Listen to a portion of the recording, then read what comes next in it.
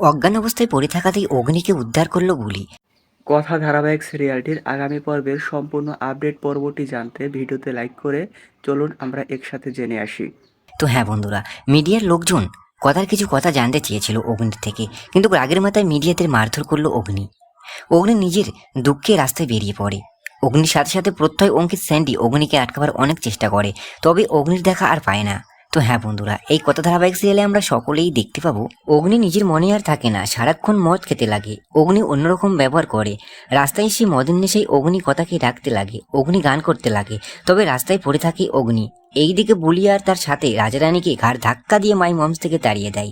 বুলি সকলকে বলে আসে, একদিন আপনারা আমাকে আপ্যায়ন করে ডেকে এনে এই হোটেলে পাত পেরে খাওয়াবে। বুলির কথা বন্দুকের গুলির মতো চলে, সেটা সকলকে বুঝিয়ে দিয়ে আসে। এইদিকে অগ্নিকে খুঁজতে বাড়ি সকলেই বেরিয়ে পড়ে।